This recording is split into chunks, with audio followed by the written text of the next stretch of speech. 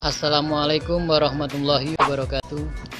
Halo anak-anak, jumpa lagi tentunya di channel edukasi pembelajaran. Masih bersama di Edu Media, Edi Edukasi Media, media pembelajaran yang asik dan menyenangkan.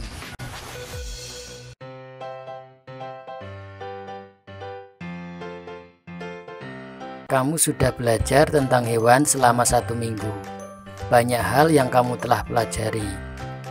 Kamu sudah tahu bagaimana hewan berkembang biak dan jenis hewan yang hidup di negara-negara ASEAN.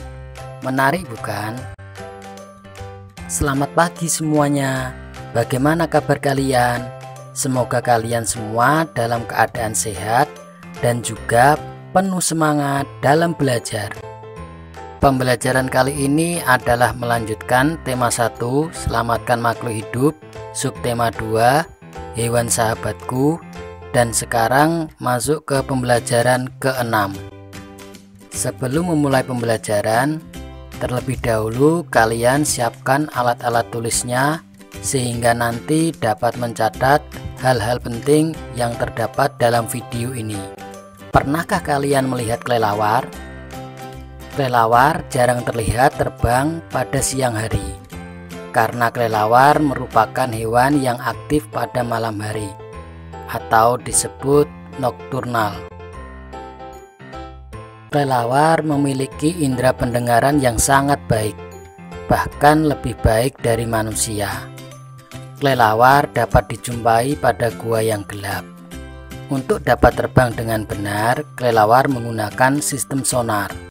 Kelelawar akan mengeluarkan bunyi dengan frekuensi yang sangat tinggi yang disebut bunyi ultrasonik. Kemudian ia mendengarkan bunyi pantul tersebut dengan indera pendengarannya.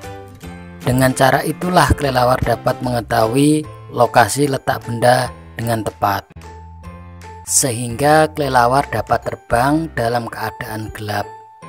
Kemampuan ini yang disebut ekolokasi. Sehingga dapat disimpulkan bahwa ekolokasi adalah kemampuan makhluk hidup, terutama hewan, dalam menentukan jarak atau letak benda sekitarnya berdasarkan pantulan bunyinya atau gelombang suara. Untuk lebih jelasnya, perhatikan fakta tentang kelelawar berikut ini. Yang pertama, kelelawar merupakan hewan mamalia. Masih ingatkan kalian hewan mamalia? Hewan mamalia adalah hewan yang menyusui anaknya dan berkembang biak dengan cara melahirkan. Dan kelelawar merupakan satu-satunya mamalia yang bisa terbang. Yang kedua, tubuh kelelawar sangat bersih. Yang ketiga, pada umumnya kelelawar mempunyai 1 anak dalam 1 tahun. Keempat, kelelawar hidup 20-30 tahun. Kelima, kelelawar berperan besar dalam penyebaran dan penyerbukan tanaman. Keenam, kotoran kelelawar yang menempel pada gua justru akan melestarikan ekosistem, karena pada kotoran tersebut beberapa bakteri dan organisme lain menggantungkan hidup. Dan yang ketujuh, kelelawar tidur di siang hari dan mencari makan di malam hari. Selanjutnya kalian harus menyimak dan konsentrasi agar kegiatan ini dapat berjalan dengan lancar. Simaklah teks berikut. Hiu gergaji. Hiu gergaji hidup di Danau Sentani. Hiu gergaji dikenal dengan nama pari atau hiu sentani karena memang hidup di Danau Sentani, Papua. Hiu gergaji menggunakan giginya yang berjumlah 14 hingga 22 gigi gergaji. Ia menggunakan giginya ini untuk mencari makan dan pertahanan diri. Tubuhnya berwarna keabu-abuan dan ramping. Ia dapat berenang dengan cepat. Berdasarkan teks laporan di atas, kalian tulislah kesimpulan dengan menggunakan kosakata baku.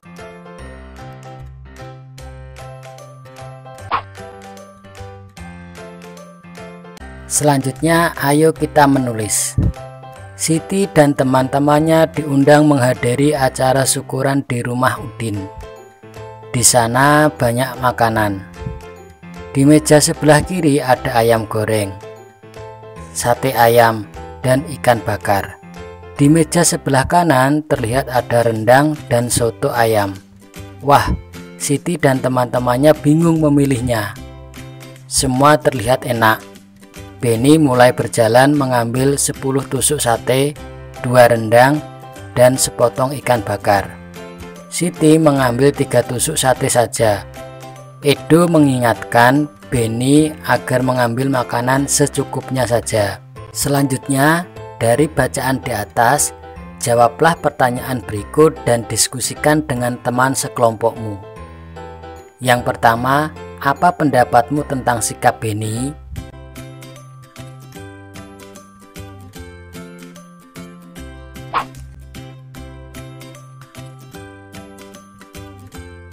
Yang kedua, apa pendapatmu tentang sikap Siti?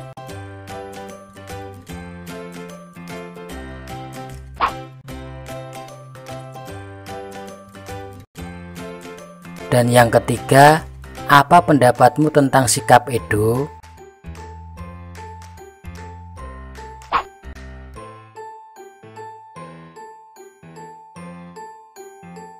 Dari bacaan di atas, apakah yang dilakukan oleh Benny sesuai dengan sila kelima Pancasila? Benny melakukan pemborosan dan hal tersebut tidak baik bagi lingkungan dan keberlangsungan hidup orang banyak.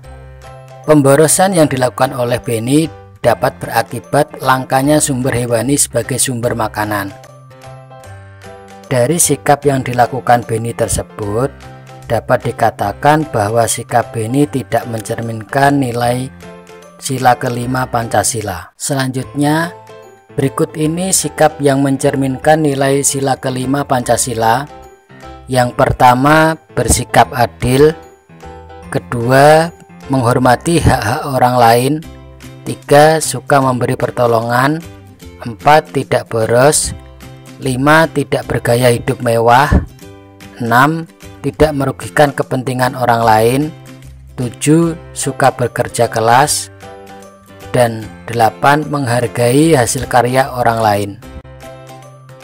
Sekarang carilah 3 contoh perilaku atau sikap dalam kehidupan sehari-hari yang sesuai dengan nilai-nilai sila kelima Pancasila. Pilihlah 2 dari contoh tersebut yang akan kamu terapkan. Jelaskan bagaimana kamu akan menerapkannya, dan sampaikan hasilnya di depan kelas. Pemanfaatan sumber makanan hewani akan membantu orang lain mendapatkan haknya dalam mendapatkan makanan yang bergizi. Baiklah anak-anak, demikian pembelajaran kita kali ini. Semoga bermanfaat dan kalian dapat memahami materi yang telah disampaikan. Sampai jumpa. Terima kasih. Wassalamualaikum warahmatullahi wabarakatuh.